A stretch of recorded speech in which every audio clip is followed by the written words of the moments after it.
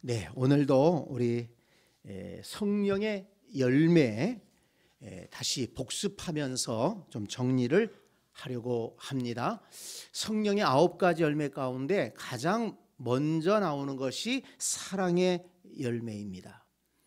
왜 사랑의 열매가 가장 먼저 나올까? 이렇게 생각해 볼 때 이 사랑은 하나님의 성품이며 하나님의 성품 가운데에도 가장 중요하고 먼저 나오는 성품이고, 또 하나님께서 우리에게 가장 중요하게 말씀하신 계명이기 때문이다. 이렇게 이해할 수가 있습니다. 요한일서 4장 16절을 보면 하나님이 우리를 사랑하시는 사랑을 우리가 알고 믿었노니 하나님은 사랑이시라. 하나님은 사랑이시라. 사랑 안에 거하는 자는 하나님 안에 거하고 하나님도 그의 안에 거하시느니라. 하나님이 어떤 분이시냐? 하나님은 사랑이시다. 분명하게 말씀하고 있습니다. 요한일서 4장 9절 말씀해 보니까 하나님의 사랑이 우리에게 이렇게 나타난 바 되었으니 하나님이 자기의 독생자를 세상에 보내심은 그로 말미암아 우리를 살리려 하심이라. 하나님은 사랑의 하나님이신데 그 하나님의 사랑이 우리에게 어떻게 나타났다고요?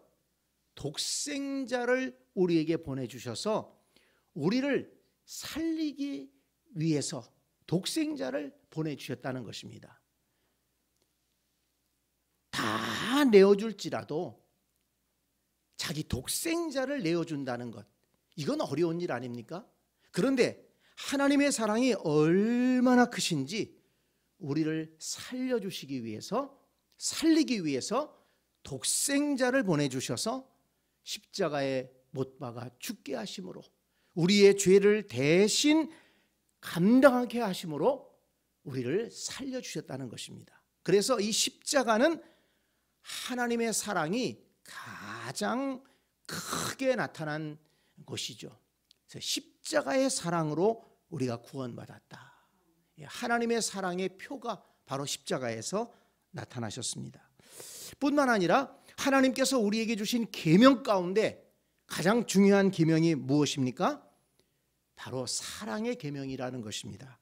우리가 자주 듣습니다마는 요한복음 13장 34절 35절에 보면 새 계명을 너희에게 주노니 서로 사랑하라. 내가 너희를 사랑한 것 같이 너희도 서로 사랑하라. 너희가 서로 사랑하면 이로써 모든 사람이 너희가 내 제자인 줄 알리라. 이렇게 말씀하셨습니다. 새 계명, 주께서 주신 새 계명이 무엇입니까? 서로 사랑해라. 내가 너희를 사랑한 것 같이 서로 사랑하라. 계명을 주셨습니다. 그래서 요한일서 4장 20절 말씀에는 이렇게 말씀하고 있습니다. 우리 한번 찾아볼까요? 요한일서 4장 20절 말씀.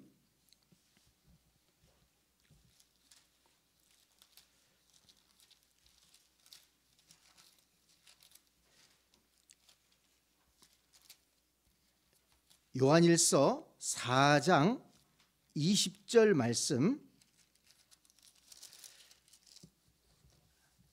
제가 읽습니다. 누구든지 하나님을 사랑하노라 하고 그 형제를 미워하면 이는 거짓말하는 자니 보는 바 그 형제를 사랑하지 아니하는 자는 보지 못하는 바 하나님을 사랑할 수 없느니라. 우리가 이 계명을 주께 받았으니 하나님을 사랑하는 자는 또한 그 형제를 사랑할지니라. 아멘.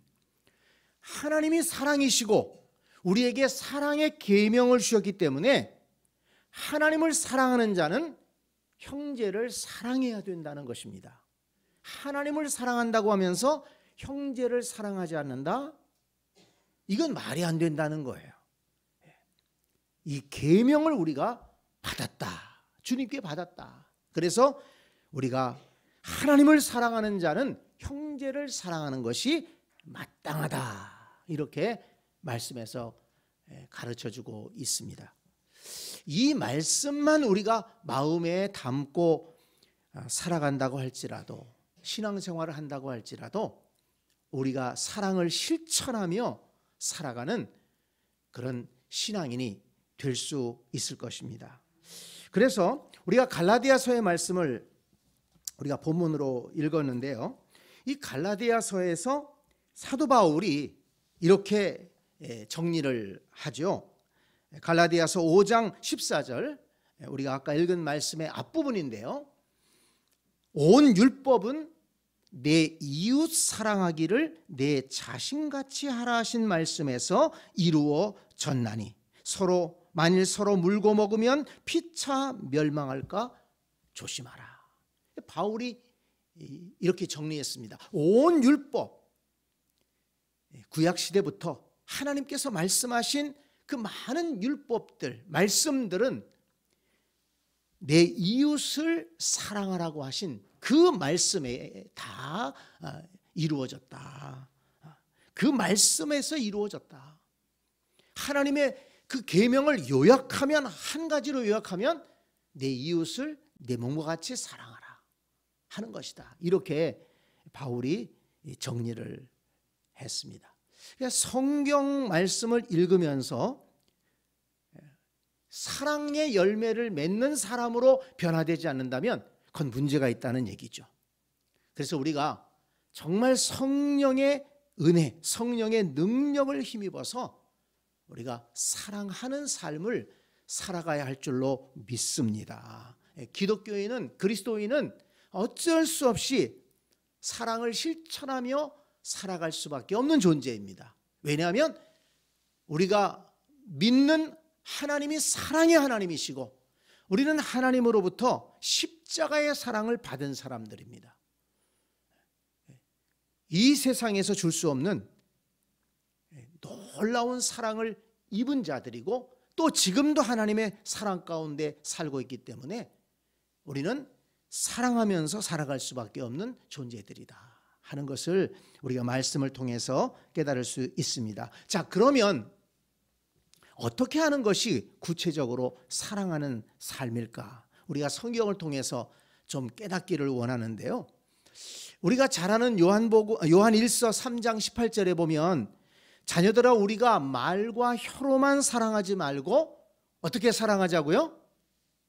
행함과 진실함으로 하자. 제가 다시 한번 물어보겠습니다. 우리가 말과 혀로만 사랑하지 말고 어떻게 사랑하자고요? 행함과 진실함으로 하자. 그렇습니다. 말로만 사랑하자. 너무 관념적으로만 생각하는 거예요. 행함과 진실함으로 사랑해야 된다. 자, 그러면 행함과 진실함으로 사랑하는 것은 구체적으로 또 뭐냐? 우리가 좀 알아야 되지 않겠습니까? 자, 이 말씀도 너무 잘 아는 말씀이에요. 고린도전서 13장을 찾아보겠습니다. 고린도전서 13장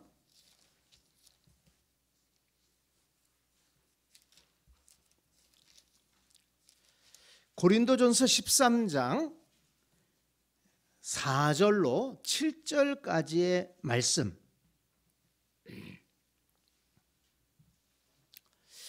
고린도전서 13장 4절로 7절까지의 말씀.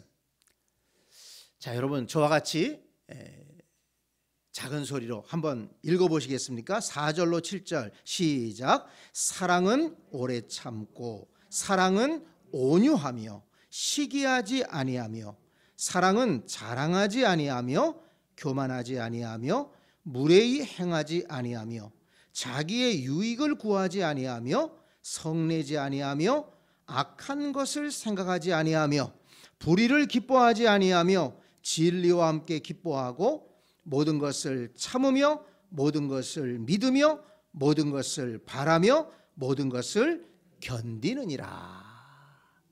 네, 이것이 사랑이라는 거예요. 이렇게 하는 것이 사랑이라는 것입니다. 그냥 뭐 감정적으로 찌릿하게 느꼈다. 이 사랑이라고 하면 이제 그렇게 생각하는 경향이 많습니다.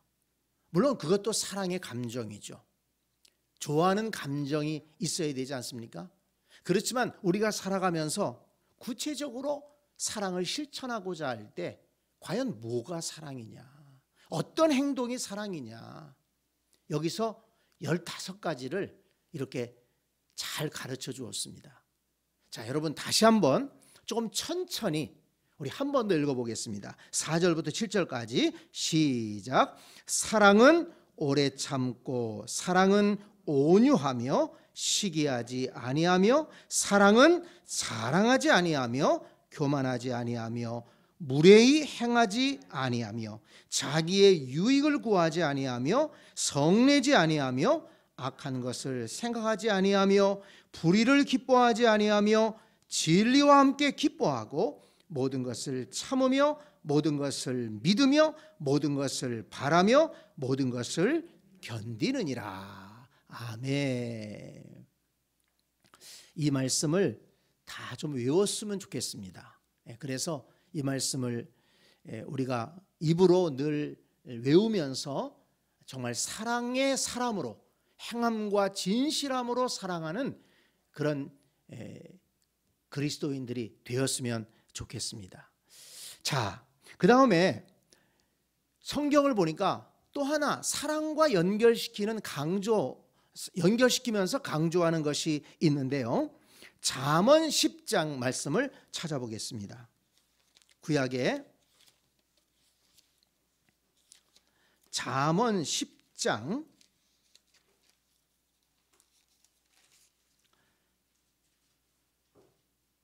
12절, 잠언 10장 12절 말씀입니다.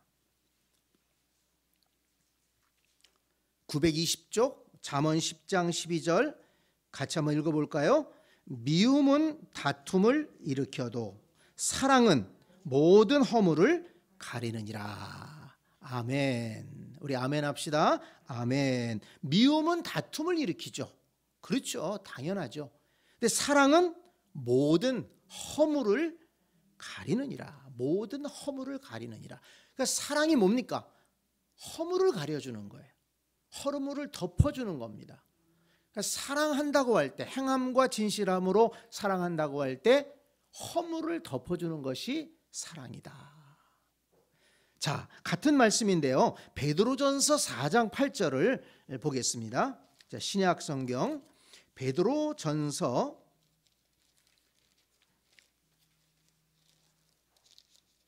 4장 8절 말씀.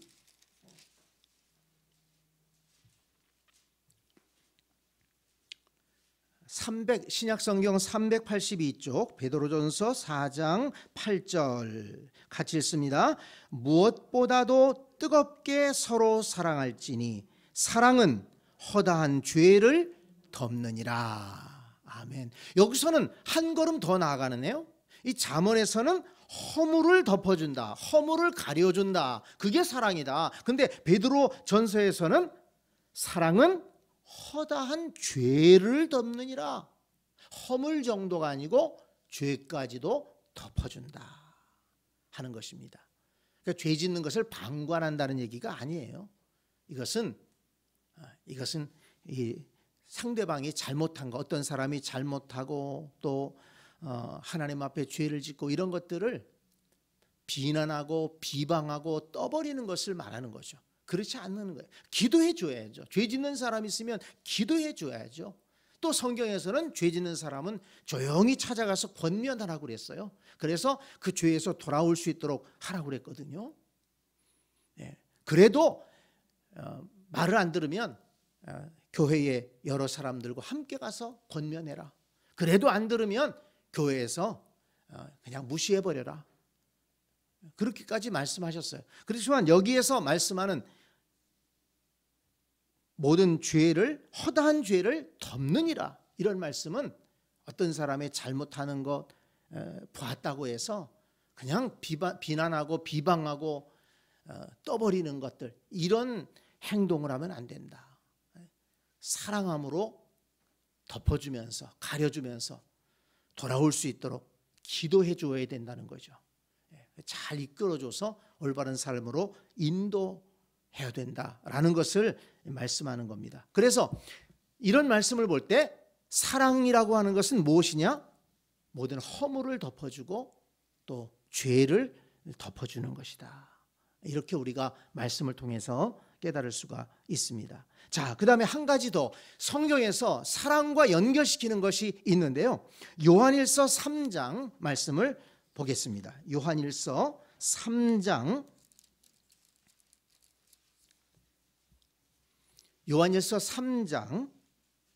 17절 18절 말씀. 요한일서 3장 17절 18절 같이 읽겠습니다. 누가 이 세상의 재물을 가지고 형제의 궁핍함을 보고도 도와줄 마음을 닫으면 하나님의 사랑이 어찌 그 속에 거하겠느냐. 자녀들아, 우리가 말과 혀로만 사랑하지 말고 행함과 진실함으로 하자.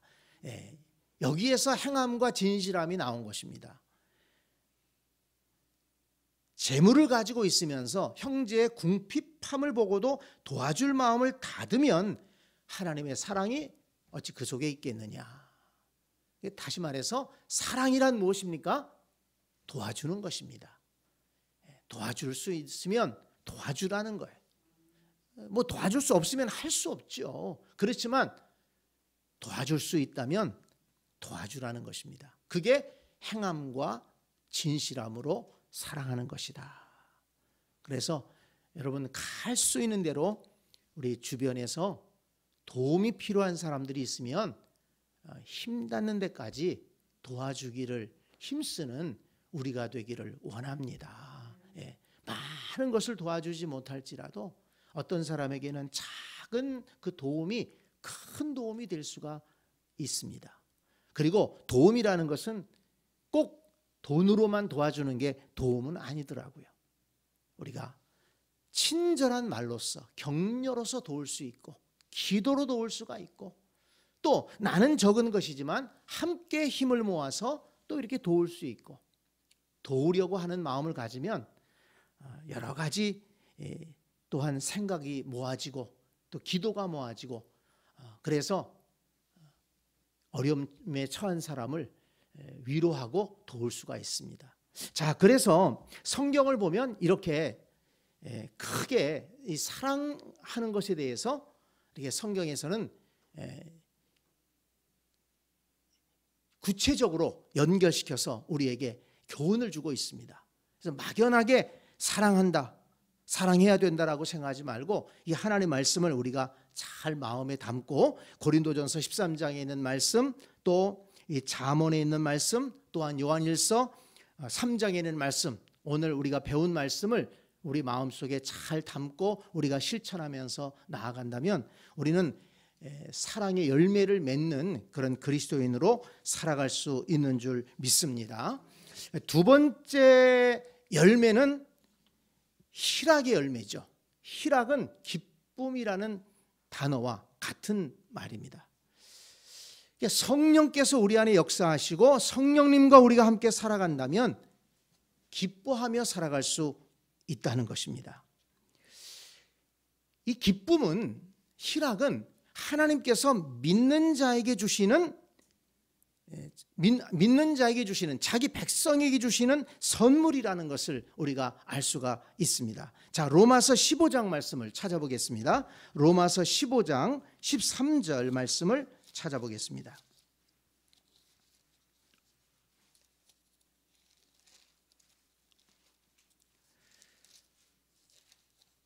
로마서 15장 13절 같이 읽겠습니다. 소망의 하나님이 모든 기쁨과 평강을 믿음 안에서 너희에게 충만하게 하사 성령의 능력으로 소망이 넘치게 하시기를 원하노라. 아멘. 소망의 하나님이 모든 기쁨과 평강을 믿음 안에서 충만하게 하신다. 그래서 우리도 소망을 갖고 살게 하신다. 이렇게 말씀하셨습니다.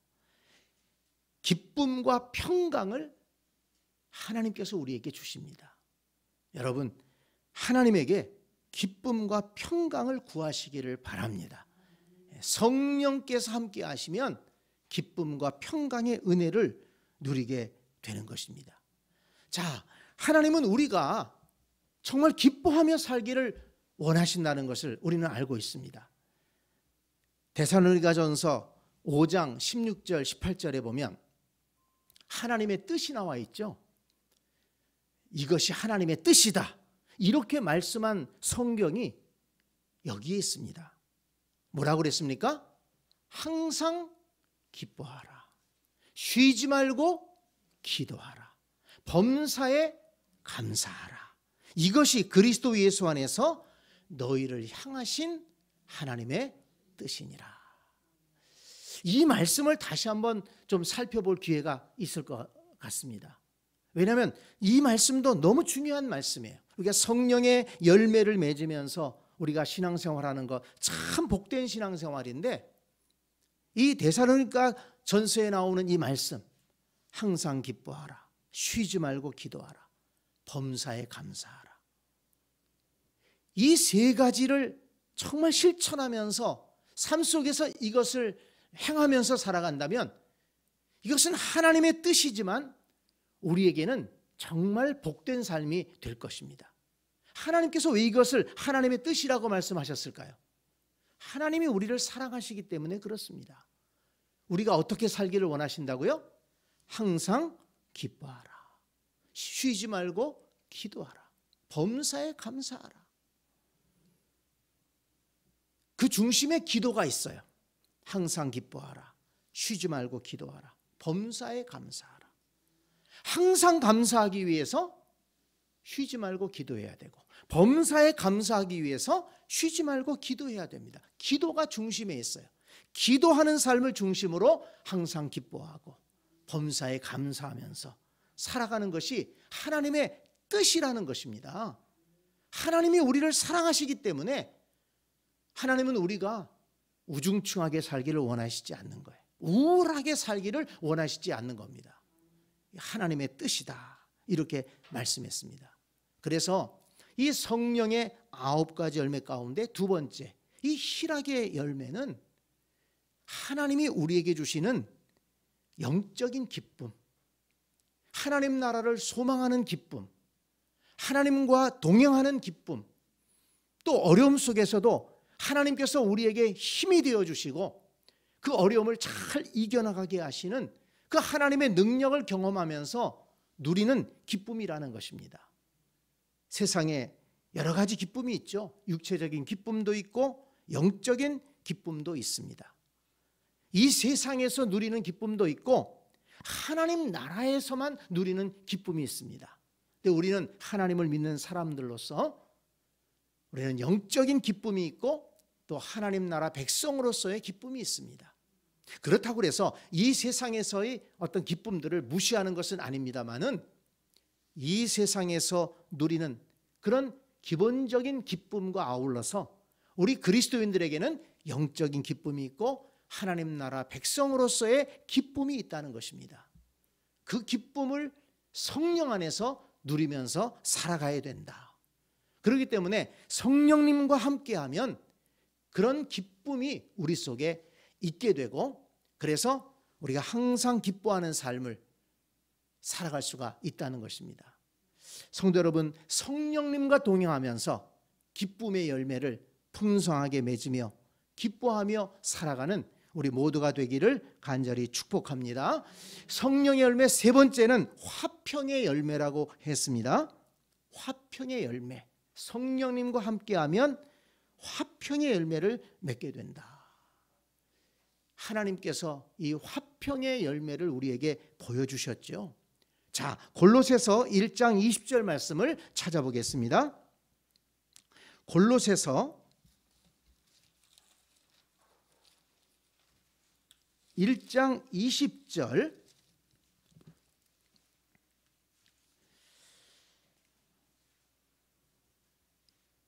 하나님께서 화평을 어떻게 이루셨는가? 우리에게 그 화평의 본을 어떻게 보여주셨는가? 골로새서 1장 20절에서 우리가 알 수 있는데요. 같이 읽겠습니다. 그의 십자가의 피로 화평을 이루사 만물 곧 땅에 있는 것들이나 하늘에 있는 것들이 그로 말미암아 자기와 화목하게 되기를 기뻐하심이라. 아멘. 화평을 이루셨다. 십자가의 피로 예수 그리스도를 이 땅에 보내주셔서 예수 그리스도께서 십자가에서 우리의 죄를 짊어지시고 죽으심으로 하나님과 우리 안에 화평을 이루셨다는 것입니다. 십자가를 지심으로 화평을 이루셨다. 이것은 하나님께서 우리에게 주신 귀한 선물이면서 또한 본이 되는 거예요. 화평을 이루려면 어떻게 해야 된다고요? 십자가를 져야 된다는 거예요. 십자가가 없이는 화평이 될 수가 없어요. 하나님과 우리 사이에도 십자가가 있어서 화평을 이룬 것처럼 사람과 사람 사이에도 십자가가 없으면 화평이 이루어지지 않는다는 거예요. 왜냐하면 사람과 사람 사이에 갈등이 많기 때문에 그렇습니다. 자, 그것을 우리가 말씀을 통해서 좀 살펴보고자 하는데요. 에베소서 2장 말씀을 보겠습니다. 에베소서 2장 14절.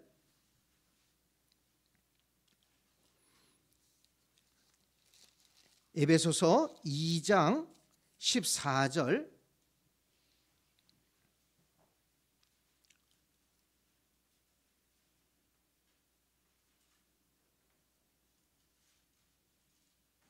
(14절부터) (18절까지) 우리 천천히 읽어보겠습니다. 시작.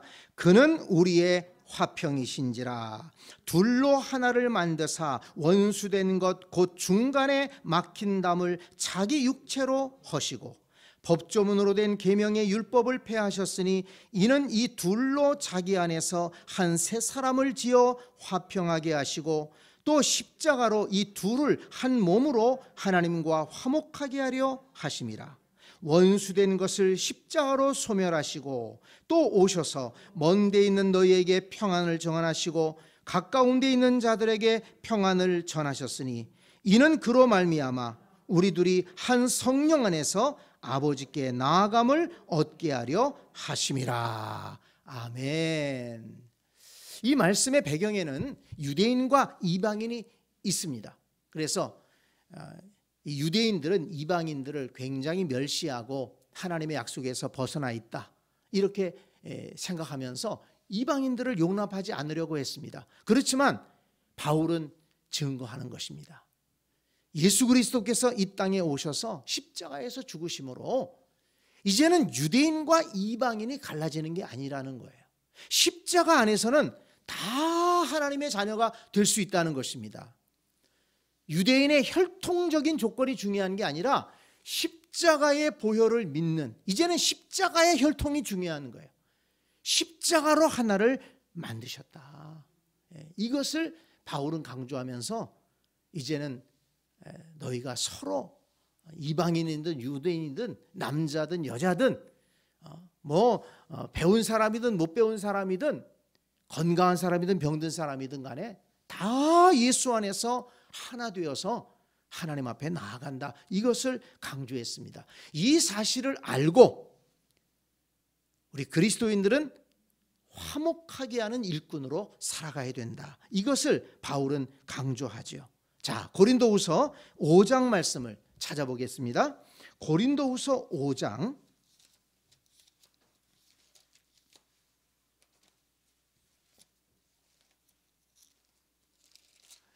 고린도후서 5장 18절 말씀입니다.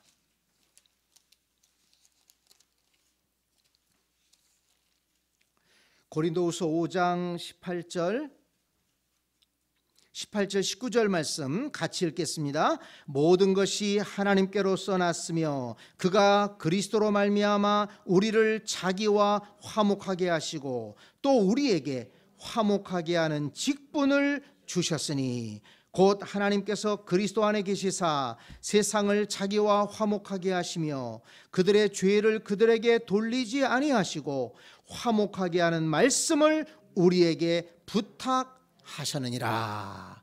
아멘. 우리에게 화목하게 하는 직분을 주셨고 화목하게 하는 말씀을 우리에게 부탁하셨다 하는 것입니다. 이 말씀을 우리가 깊이 깨닫는다면 우리가 어떤 삶을 살아야 됩니까? 화목하게 하는 삶을 살아야 되는 것이죠. 성령을 힘입어서 화목하게 하는 삶을 살아가도록 힘써야 되는 겁니다. 어디서든지 다툼을 일으키는 자가 아니라 우리는 화목하게 하는 자, 이것을 바울이 강조하고 있습니다. 굉장히 지금 중요한 말씀들이 나오고 있는 것이죠. 성령의 열매를 맺게 되면 그래서 우리 개인에게도 복이 되지만 우리의 삶 자체가 복된 삶이 되는 것입니다. 성령의 열매를 맺으면서 사랑의 열매를 맺고 희락의 열매를 맺고 화평의 열매를 맺는다고 생각해 보세요. 이 세 가지 열매만 잘 맺는다고 해도 여러분 우리 각자의 삶이 얼마나 행복한 삶이 되겠습니까? 그리고 우리가 속한 우리 가정이 얼마나 행복한 가정이 되고 또 우리가 함께 있는 우리 교회가 얼마나 복된 교회가 되고 그리고 또 우리 직장에서도 또 친구들 사이에서도 복된 관계를 유지할 수가 있지 않겠습니까? 그래서 이 성령의 열매는 우리에게 무거운 짐이 아닙니다. 이 계명을 우리가 자칫 잘못하면 짐으로 생각할 수가 있어요. 아닙니다. 주님의 계명은 이처럼 우리로 하여금 복된 삶을 살게 하는 말씀이라는 것입니다. 왜냐하면 하나님은 우리를 사랑하시기 때문에 우리가 복되게 살기를 원하세요. 그래서 이 율법을 계명처럼 알고 무거운 짐으로 참 알고서 고생하면서 사는 것, 마음의 부담감을 가지고 이렇게 살아가기를 원하지 않는다는 것입니다. 이 말씀들 하나하나를 보면 그렇지 않아요? 그래서 이 말씀을 우리가 잘 깨닫고 이 말씀대로 살아간다면 우리의 삶에 정말 아름다운 열매들이 많이 맺어지고 우리 자신이 복된 그런 삶을 살게 될 줄로 믿습니다. 그래서 이 성령의 열매가 중요한 것이고 그래서 다시 한번 얘기하는 것처럼 제가 이렇게 반복해서 우리가 말씀을 나누고 있는 것입니다. 자, 오늘 우리 복습, 사랑의 열매, 희락의 열매, 또 화평의 열매 이 세 가지를 복습했는데 여러분 저와 여러분들의 삶 속에서 이 세 가지 열매가 풍성하게 맺어질 수 있기를 주님의 이름으로 축복합니다. 아멘.